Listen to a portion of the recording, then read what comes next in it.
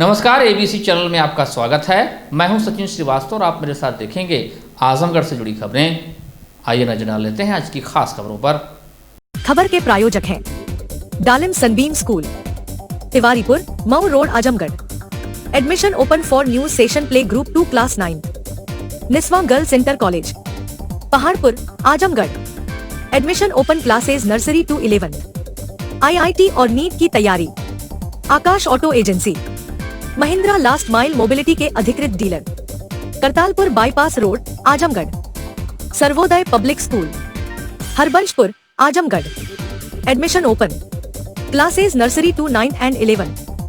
Sai international school, Pura Pandey Bhaduli Bazar, Azamgarh. Admission open nursery to class 9th and 11th। GD global school, Kartalpur, Azamgarh. Admission open for new session nursery to classes 9th and 11th। Paradise international school, Hirapatti, Azamgarh. Admission open play group 2 class 9th। और lifestyle furniture, बेलानाडी, Azamgarh. जिलाधिकारी विशाल भारद्वाज एवं police अधीक्षक अनुराग आर्य की संयुक्त अध्यक्षता में शनिवार को कलेक्ट्रेट सभागार में आगामी नवरात्रि, राम नवमी, ईद एवं अम्बेडकर जयंती के दृष्टिगत जिला स्तरीय शांति समिति की बैठक की गई। जिलाधिकारी ने कहा कि नवरात्रि, राम नवमी, ईद एवं अम्बेडकर जयंती को उल्लासपूर्ण ढंग से मनाए जाने की तैयारी को समय से पूर्ण कर लिया जाए। उन्होंने कहा कि जनपद के सभी बाजारों, कस्बों, प्रमुख चौराहों, महापुरुषों की मूर्तियां, मंदिरों, ईदगाह एवं मस्जिदों के आसपास अभियान चलाकर साफ सफाई, चूना एवं ब्लीचिंग पाउडर आदि का छिड़काव सुनिश्चित किया जाए। उन्होंने विद्युत विभाग को विद्युत आपूर्ति सुनिश्चित करने के निर्देश दिए।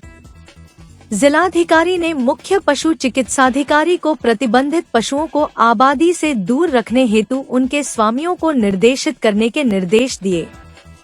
उन्होंने कहा कि निराश्रित गोवंश को पकड़कर संरक्षित करें तथा रोड, सार्वजनिक स्थल पर किसी भी कीमत पर निराश्रित गोवंश नहीं दिखाई देना चाहिए। उन्होंने खाद्य सुरक्षा विभाग के अधिकारी को लगातार त्योहारों के दृष्टिगत खाद्य पदार्थों की चेकिंग एवं सैंपलिंग करने के निर्देश दिए। जिलाधिकारी ने मुख्य चिकित्साधिकारी को सभी चिकित्सालयों को सतर्क रहने एवं आकस्मिक सेवा को 24 घंटे खुले रखने तथा सभी एम्बुलेंस को तय स्थानों पर खड़े रखने और पर्याप्त उपकरण, दवाओं की उपलब्धता सुनिश्चित करने के निर्देश दिए। उन्होंने कहा कि त्योहार में यदि कोई खलल बाधा उत्पन्न करे तो तत्काल सूचित करें। ऐसे तत्वों के विरुद्ध कठोर कार्यवाही सुनिश्चित की जाएगी। उन्होंने कहा कि किसी भी दशा में डीजे पर आपत्तिजनक गाने न बजे तथा निर्धारित मानक के अनुसार ही डीजे की ध्वनि होनी चाहिए। उन्होंने कहा कि प्रातः 6 से पहले एवं रात्रि 10 के बाद डीजे नहीं बजना चाहिए। जिलाधिकारी ने कहा कि जनपद में आदर्श आचार्य संहिता लागू है। किसी भी धार्मिक आयोजनों को राजनीतिक न बनाएं एवं किसी भी प्रकार का राजनीतिक भाषण एवं पोस्टर, बैनर किसी पार्टी का नाम लगाएं। पुलिस अधीक्षक अनुराग आर्य ने पीस कमेटी के सदस्यों को सकुशल होली पर्व को संपन्न कराने पर सभी को बधाई देते हुए कहा कि अच्छे संदेशों को जनता के बीच में दें। उन्होंने कहा कि खुराफाती तत्वों की तत्काल जानकारी दें, ऐसे लोगों से शक्ति से निपटा जाएगा। उन्होंने कहा कि किसी भी प्रकार की सूचना हो तत्काल पुलिस को दें। पुलिस प्रशासन 15 से 20 मिनट के अंदर मौके पर पहुंचकर समस्या का समाधान सुनिश्चित करेगा। उन्होंने कहा कि महापुरुषों की प्रतिमाओं को सुरक्षित रखने के दृष्टिगत CCTV कैमरे एवं लाइट आदि लगाए गए हैं। उन्होंने कहा कि स्थानीय लोग भी सुरक्षा में सहयोग दें। उन्होंने कहा कि सभी त्योहारों को परंपरागत तरीके से ही मनाएं, किसी नई परंपरा की शुरुआत ना करें। उन्होंने कहा कि जनपद में धारा 144 लागू है। कुछ भी करने से पहले प्रशासन से अनुमति अवश्य लिया जाए। बैठक में मुख्य चिकित्साधिकारी, जिला पंचायत राज अधिकारी, विद्युत विभाग, खाद्य सुरक्षा, मुख्य पशु चिकित्साधिकारी तथा अन्य विभागों ने अपनी तैयारियों की जानकारी दी। पीस कमेटी के सदस्यों ने पूर्ण सहयोग देने एवं परंपरागत तरीके से ही आगामी त्योहारों को मनाए जाने हेतु सहमति व्यक्त किया तथा कुछ अन्य सुझाव भी प्रशासन को दिए। बैठक में अपर जिलाधिकारी प्रशासन राहुल विश्वकर्मा, अपर जिलाधिकारी वित्त एवं राजस्व आजाद भगत सिंह, मुख्य चिकित्साधिकारी doctor IN Tiwari, upper police अधीक्षक ग्रामीण शहर एवं अन्य सभी जनपद स्तरीय अधिकारी उपस्थित रहे। नगर में जोर शोर के साथ नगर पालिका द्वारा चलाया गया बंदर पकड़ो अभियान 4 दिन की चांदनी बनकर रह गया। अभियान की महज खाना पूर्ति किए जाने से लोगों में आक्रोश व्याप्त है। चंद उत्पाती बंदरों को पकड़े जाने का कोरम पूरा किए जाने से शहरी निराश है। अभियान के बावजूद अभी भी गली मोहल्ले सड़कों पर बंदरों का साम्राज्य स्थापित है। हर राह पर राह के रोड़े के रूप में बंदरों की बादशाहत बरकरार है।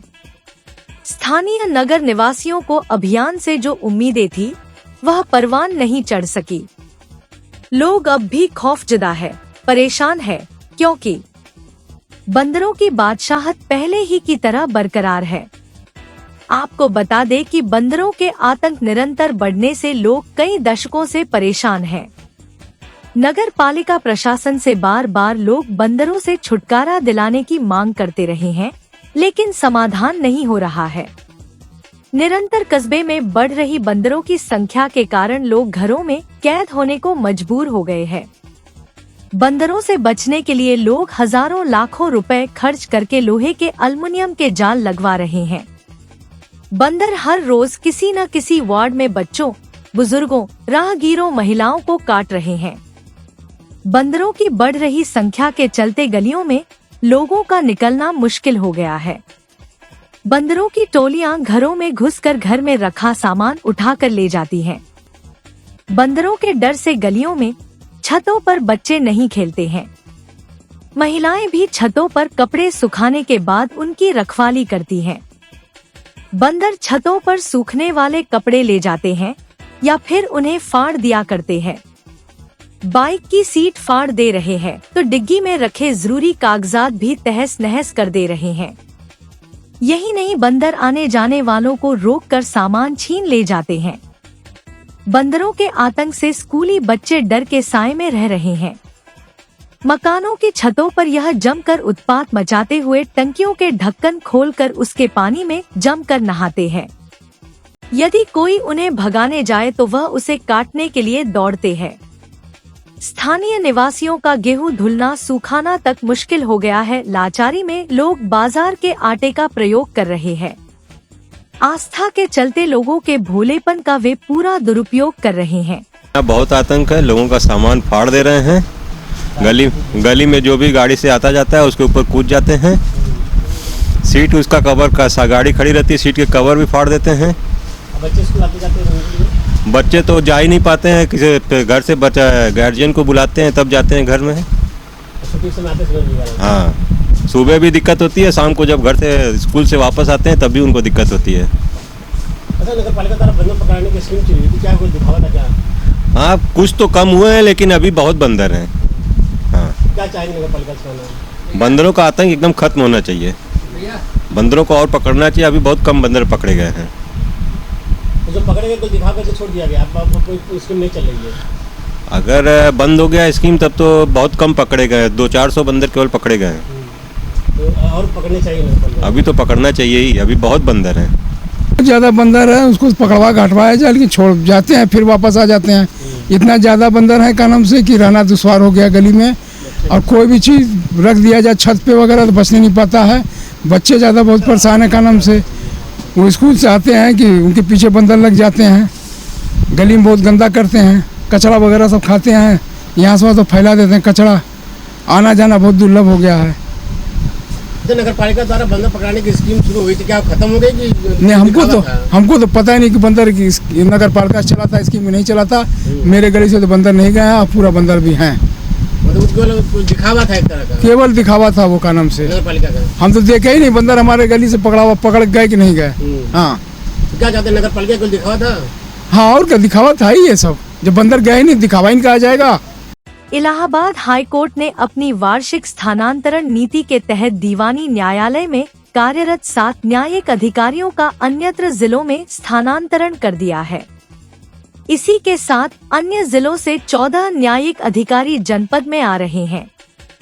इलाहाबाद हाई कोर्ट के रजिस्ट्रार जनरल राजीव भारती के द्वारा शुक्रवार को जारी अधिसूचना के अनुसार अपर जिला जज ओम प्रकाश वर्मा को बुलंदशहर, अपर जिला जज रामानंद को बरेली तथा अपर जिला जज यशवंत कुमार सरोज को ललितपुर स्थानांतरित किया गया है। लखनऊ में अपर जिला जज अजय कुमार श्रीवास्तव, संत कबीर नगर में कार्यरत अपर जिला जज जैनुद्दीन अंसारी, हाथरस में कार्यरत अपर जिला जज पारुल श्रीवास्तव, मुजफ्फरनगर में कार्यरत अपर जिला जज कमलापति तथा इटावा में कार्यरत अपर जिला जज शैलेंद्र निगम का आजमगढ़ ट्रांसफर किया गया। वहीं सीजेएम अशोक कुमार सिंह को अलीगढ़, सिविल जज सीनियर डिवीजन अनीता तथा सीजेएम देवेंद्र प्रसाद सिंह को हरदोई ट्रांसफर किया गया है। लखनऊ में कार्यरत एसीजेएम सत्यवीर सिंह तथा एसीजेएम अनुपम त्रिपाठी, हरदोई में कार्यरत एसीजेएम रश्मि चंद को आजमगढ़ भेजा जा रहा है। जूनियर डिवीजन में जिले में कार्यरत मुंसिफ हवाली दीक्षा त्यागी का स्थानांतरण गोरखपुर किया गया है।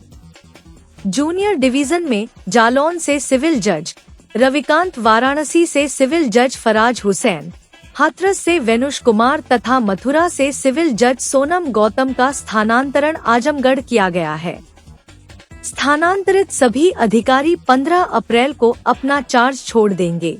कहते हैं जिसका कोई नहीं उसका भी खुदा है यारों, और कुछ ऐसे ही भाव के साथ काम करने वाली लावारिस लोगों की हमदर्द सामाजिक संस्था प्रयास ने शनिवार को जिला अस्पताल में भर्ती एक लावारिस की शेविंग एक्टिंग करा उसका लुक ही चेंज कर दिया। वास्तव में देखा जाए तो लुक चेंज करने की यह मंशा सिर्फ व्यक्ति की नहीं, समाज की भी रही, ताकि व्यक्ति सिर्फ अपने और अपनों के लिए ही ना जिए बल्कि गैरों के लिए भी जीने का प्रयास की ही तरह करे। आपको बता दें कि प्रयास सामाजिक संगठन द्वारा आजमगढ़ मंडलीय चिकित्सालय के लावारिस वार्ड में शनिवार को उन लावारिसों की सुधि लेते हुए नाई त्रिभुवन शर्मा द्वारा उनका दाढ़ी बाल बनाकर के वस्त्र के साथ ब्रश, मंजन, साबुन, शैम्पू, बिस्किट, पानी आदि प्रदान किया गया। संगठन को इसका बड़ा दुख हुआ कि जब वे लावारिस वार्ड पहुंचे तो पता चला कि 4-5 लावारिसों में से आज केवल एक ही बचा है। कुछ मरे तो कुछ भग गए, जिसे देखते हुए संगठन निराश नजर आया। उनका कहना था कि सरकार के तरफ से केवल कोरम पूरा होता है, दवा इलाज के नाम पर फॉर्मेलिटी मात्र ही है। आजमगढ़ के तरवा थाना के मियापुर बासदेवा के निवासी क्षेत्र पंचायत सदस्य नीरज सिंह ने कलेक्ट्रेट पहुंचकर पलहना ब्लॉक प्रमुख अनुराग सिंह सोनू और बीडीओ राजेश यादव पर भ्रष्टाचार का आरोप लगाया। शिकायतकर्ता क्षेत्र पंचायत सदस्य के अनुसार पलहना ब्लॉक क्षेत्र में लाइट और वाटर कूलर लगवाने के नाम पर करोड़ों रुपए का भुगतान करा लिया गया है। प्रति लाइट की कीमत 9 लाख से लेकर 7.5 लाख दिखाई गई है, जबकि हकीकत में कीमत मात्र 2.5 से 3 लाख रुपए ही है। जितनी लाइट दिखाई गई है उसकी आधी भी नहीं लगाई गई है। वहीं पिछले महीने मरम्मत के नाम पर भी 60 लाख रुपए का भुगतान करा लिया गया है, जो कि बहुत ही ज्यादा है। क्षेत्र पंचायत सदस्य नीरज सिंह ने कहा कि भाजपा भले ही भ्रष्टाचार के खिलाफ काम करती है, लेकिन पलहना में पूरी तरह से भ्रष्टाचार हो रहा है। इसी के खिलाफ उन्होंने डीएम से लेकर लोकायुक्त तक शिकायत की है। सभी आरोपों के साक्ष्य उनके पास हैं। इसको लेकर उन्होंने कमेटी गठित कर जांच की मांग की है। सुनते हैं क्षेत्र पंचायत सदस्य ने क्या जानकारी दी। पूरा मामला है भ्रष्टाचार का, जो कि भाजपा में एक ही नीति है कि भ्रष्टाचार नहीं होना चाहिए। यहाँ पे सिर्फ भ्रष्टाचार हो रहा है पलना ब्लॉक में। और आज के डेट में लाइट और वाटर कूलर के नाम पे करोड़ों रुपए का भुगतान कराया गया है। इसमें कुछ तो लाइटें लगी हैं जिसकी कॉस्ट उन्होंने 9 लाख 7.5 लाख दिखाई है। उसकी कॉस्ट एक्चुअली उतनी है नहीं, 2.5 लाख 3 लाख समथिंग है, उसके ऊपर नहीं है। और अभी फिलहाल में पिछले ही महीने मार्च में उन्होंने 60 लाख का भुगतान कराया हुआ है, जो कि पूर्णतः गलत है। किसके ऊपर आरोप लग रहा है, क्या कौन? ब्लॉक प्रमुख कौन क्या नाम? अनुराग सिंह सोनू और वीडियो जो मौके पे इस समय वीडियो है राजेश यादव जी। क्योंकि इसके पूर्व में 3 वीडियो आए, उन्होंने पेमेंट नहीं किया क्योंकि कोई कार्य नहीं हुआ था, इसकी वजह से उन्होंने पेमेंट नहीं किया। सिर्फ पेमेंट पूरे कार्यकाल में लाइट पे ही हुआ है और वाटर कूलर पे, कोई कार्य नहीं है और वो भी पूर्णतः गलत है, लाइट और वाटर कूलर। इसकी निष्पक्ष जांच हो, कमेटी नियुक्त की जाए, जो भी है इसमें सब कुछ क्लियर हो। मेरे पास साक्ष्य है, मैं साक्ष्य के तहत ही बात कर रहा हूँ। क्या वजह है कि इस तरह कार्रवाई नहीं हो रही है? पेमेंट जिस तरह सरकार तमाम घटनाएं हो रही है, गुमराह किया जाता है इसमें कि हमने काम करा, एक ही चीज़ को दिखा के बार बार एक ही चीज़ को दिखाया जाता है और कम से कम 10 बार पेमेंट कराया जाता है। ठीक है, अदर जगहों पे तो रोक हो गई है, लेकिन पलना ब्लॉक पे अभी नहीं हुई है। पलना ब्लॉक पे अभी तक रोक नहीं लगी है। हम यही उम्मीद करते हैं जिलाधिकारी महोदय से कि उसको संज्ञान में लेते हुए जांच कराएं। वीडियो साहब के यहाँ भी हम गए थे, लोकायुक्त में भी गए थे, सब जगह हमने दे रखा है और आश्वासन मिला है कि जल्द से जल्द इस पर कार्रवाई होगी। वहीं इस मामले में भारतीय जनता पार्टी लालगंज के जिला अध्यक्ष सूरज प्रकाश श्रीवास्तव ने कहा कि अगर भ्रष्टाचार का आरोप लगा है तो मैं स्वयं जिला अधिकारी से अनुरोध करूंगा कि जांच करा ले और सभी तथ्यों का उसमें ध्यान रखा जाए और जो भी दोषी हो उस पर कार्रवाई की जाए। उन्होंने कहा कि शिकायतकर्ता ने कहा है कि लाइट लगाई नहीं गई है, जबकि मौके पर जाकर लाइटों का भौतिक सत्यापन किया जा सकता है। कहा कि मेरी वार्ता ब्लॉक प्रमुख अनुराग सिंह से हुई है, वह विकास खंड के विकास कार्यों के लिए हमेशा तत्पर रहते हैं। कहा कि मैंने ब्लॉक प्रमुख से अनुरोध किया है कि वह स्वयं इस मामले में अपना पक्ष रखते हुए खुलासा करें। भ्रष्टाचार का आरोप है तो डीएम साहब से स्वयं कहूँगा कि एक बार बढ़िया जांच करा लें, एक अच्छी कमेटी बना करके उसकी जांच कर लें और सारे तथ्यों को साथ में देखते हुए बिल्कुल अगर कोई भी दोषित रहेगा तो उस पर कार्रवाई किया जाएगा। और जहां तक मुझे संज्ञान में आया है कि ये लाइटों को लेकर के इन लोगों ने उठाया है मुद्दा कि लाइटें जो है वो लगाई नहीं गई हैं, तो लाइटों का जाकर के भौतिक सत्यापन किया जा सकता है। मौके पर जाकर के मेरी स्वयं वार्ता हुई है, जो आपके वहाँ ब्लॉक प्रमुख हैं हमारे पार्टी के अनुराग सिंह जी से, वो स्वयं बड़ा एक्टिव रहते हैं, अपने विकास खंड के लिए लगातार तत्पर रहते हैं हर कार्य के लिए। लाइटों का तो भौतिक सत्यापन हो सकता है, अगर 8 से 10 लाइटों के बदले 7 से 8 वहाँ लगी हैं, मौके पे आप स्वयं मीडिया के बंधु जाकर के और गूगल फोटो ले सकते हैं उसका लैटिट्यूड लॉन्गिट्यूड के साथ और उसके बाद स्वयं जांच में सहयोग कर सकते हैं। लाइटों की प्राइस में भी वेरिएशन है और सरकारी कीमत कुछ और है। और अब ये क्योंकि मैं राजनीतिक दल का व्यक्ति हूँ, मेरा विभाग से तो कोई लेना देना रहता नहीं, लेकिन ये सारी चीज़ें अब जेम पोर्टल के माध्यम से हो गई है, कोई भी खरीद सकता है, कोई भी बेच सकता है। तो जहाँ पर प्राइस विभाग को लगता है कि कम दाम में कोई लाइट लगा रहा है और टेंडर उसका लो जाता है तो उसको टेंडर मिल जाता है। तो टेंडर प्रक्रिया का पालन करके कोई अगर कार्य हुआ होगा तो उसमें तो भ्रष्टाचार नहीं होता है। आजमगढ़ जिले के नगर पंचायत मार्टिनगंज अध्यक्ष अपूर्वा सिंह, ब्लॉक प्रमुख यशवंत शर्मा व दोनों पदों के प्रतिनिधि सौरभ सिंह बीनू के भारतीय जनता पार्टी में शानदार वापसी होने से समर्थकों में हर्ष व्याप्त है। भाजपाजनों और समर्थकों द्वारा लगातार बधाइयां दी जा रही है। वहीं इस बदले राजनीतिक समीकरण से लालगंज सुरक्षित सीट से भाजपा को मजबूती मिलने का कयास लगाया जा रहा है। बताते चले कि शनिवार को लखनऊ स्थित भाजपा प्रदेश कार्यालय के सभागार में उत्तर प्रदेश भाजपा ज्वाइनिंग कमेटी के अध्यक्ष व उप मुख्यमंत्री ब्रजेश पाठक, प्रदेश उपाध्यक्ष कांता करदम व परिवहन मंत्री दयाशंकर सिंह की मौजूदगी में तीनों नेताओं को भाजपा की सदस्यता दिलाई गई।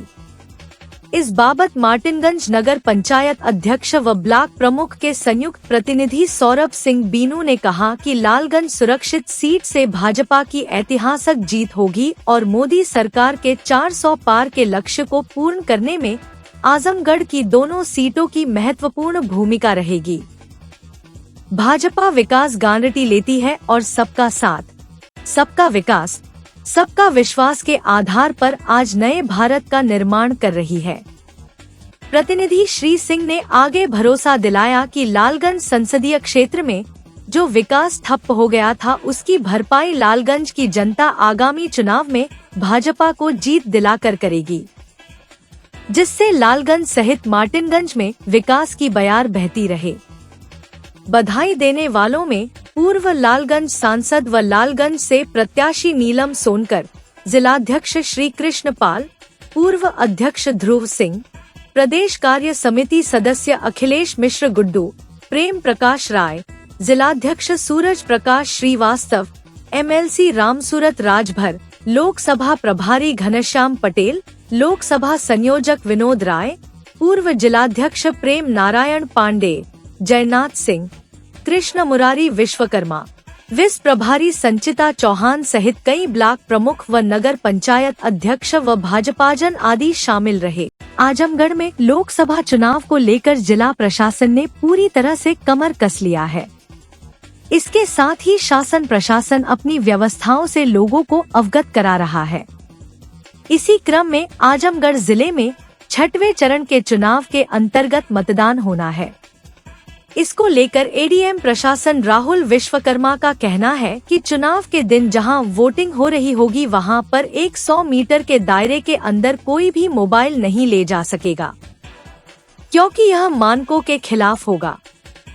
उन्होंने मीडिया के माध्यम से लोगों से अपील किया है कि चुनाव के दिन वोटिंग स्थल के 100 मीटर के परिधि के अंदर कोई भी मोबाइल अंदर नहीं ले जा सकेगा। के दिन जो माननीय भारत निर्वाचन आयोग का गाइडलाइन है उसके हिसाब से 100 मीटर की परिधि में कोई भी व्यक्ति मोबाइल लेकर के नहीं जा सकता है। तो आपके माध्यम से सभी मतदाताओं से ये अपील भी है कि मतदान के दिन अपना मोबाइल अब 100 मीटर की परिधि के मतदान केंद्र के 100 मीटर की परिधि में कदापि नहीं लें।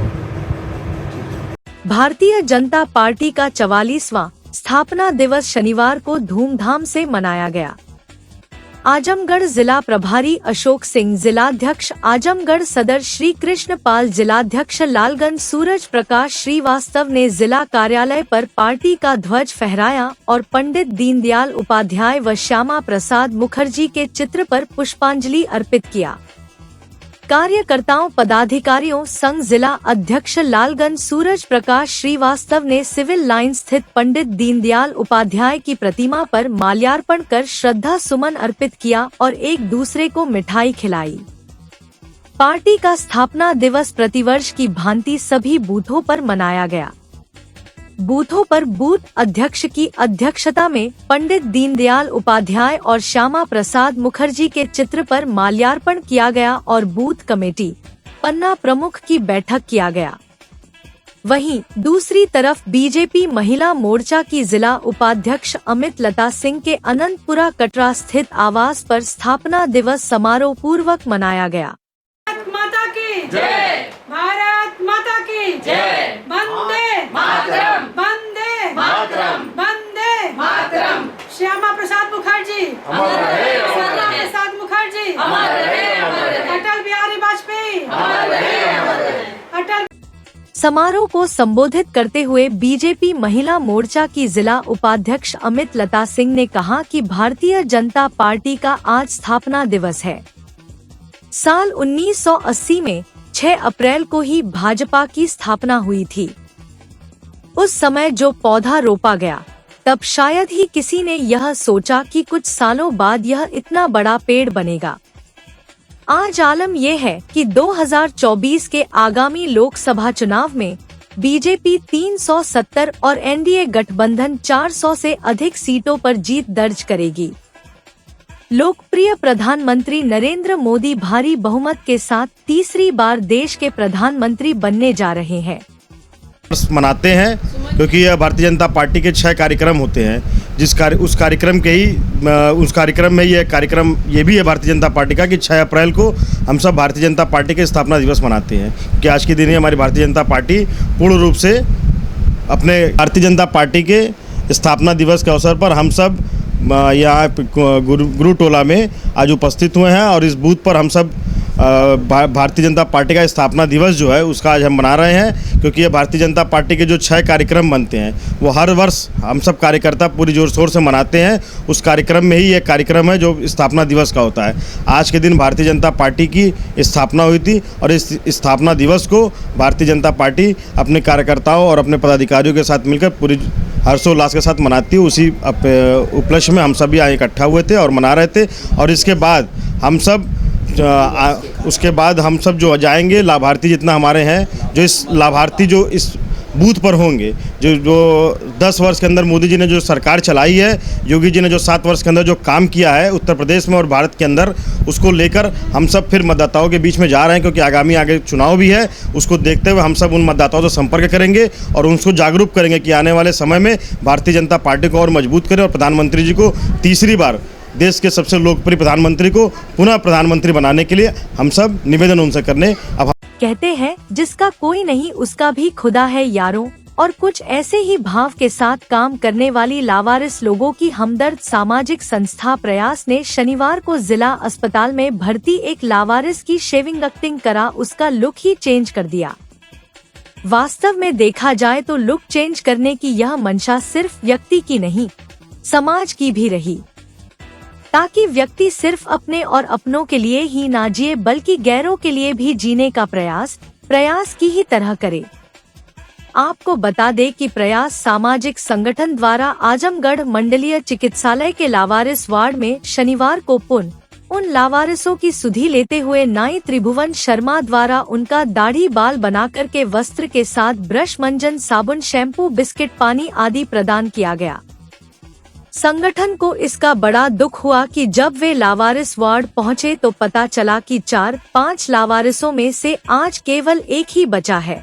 कुछ मरे तो कुछ भग गए, जिसे देखते हुए संगठन निराश नजर आया। उनका कहना था कि सरकार के तरफ से केवल कोरम पूरा होता है, दवा इलाज के नाम पर फॉर्मेलिटी मात्र ही है। Dalim Sunbeam school, Tiwaripur, Mau road, Azamgarh. Admission open for new session. Play group 2 class 9. Special features: smart class available, science, computer lab and library, indoor and outdoor sports facilities, experienced teachers, monitoring with CCTV camera, transport facility. Give your child a quality education. Dalim Sunbeam School, Tiwaripur, Mau Road, Azamgarh. Sai international school, Pura Pande, निकट RTO office, Bhaduli Bazar, Azamgarh. ICSE board new Delhi से मान्यता प्राप्त।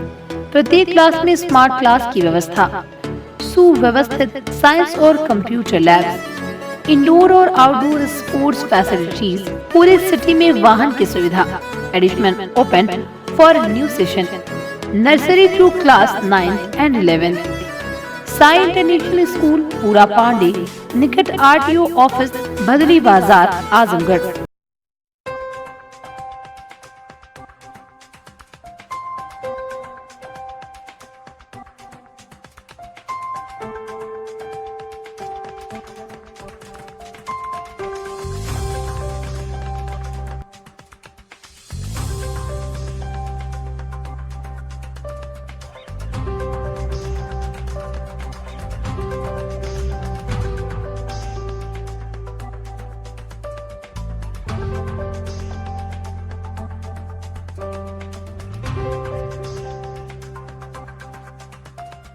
आकाश auto agency, Mahindra last mile mobility के अधिकृत dealer, Kartalpur bypass road, Azamgarh.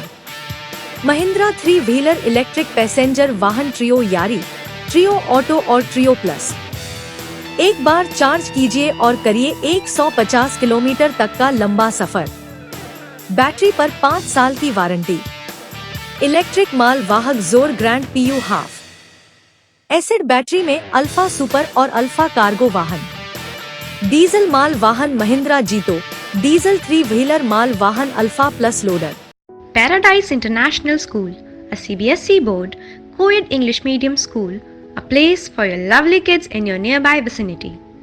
Paradise International School focuses on the overall development of a child, academically, psychologically, as well as physically. It focuses on sports activity to bring best out of every child by training their minds and body for competitive environment. Admission open for playgroup to class 9th, CBSE board. Niswa girls college Paharpur Azamgarh के सबसे पुराने colleges में से एक है, जो 1938 से विज्ञान, वाणिज्य, कला के क्षेत्र में उत्कृष्ट शिक्षा प्रदान कर रहा है। इसने कक्षा 9वीं से 12वीं तक IIT और नीट की तैयारी के लिए ग्रेविटी इंस्टीट्यूट लखनऊ के साथ इंटीग्रेटेड कक्षाएं भी शुरू की हैं। कक्षा नर्सरी से 11वीं तक प्रवेश खुला है। उच्च अनुभव वाले शिक्षकों के साथ उत्कृष्ट शिक्षण पद्धति, पूर्ण सुसज्जित कंप्यूटर लैब, पुस्तकालय और विज्ञान प्रयोगशाला, 24/7 सीसीटीवी निगरानी, पावर बैकअप। न्यू एडमिशंस के लिए फॉर्म और प्रोस्पेक्टस अवेलेबल है, तो जल्दी करें। Lifestyle furniture, Belnadi, Azamgarh.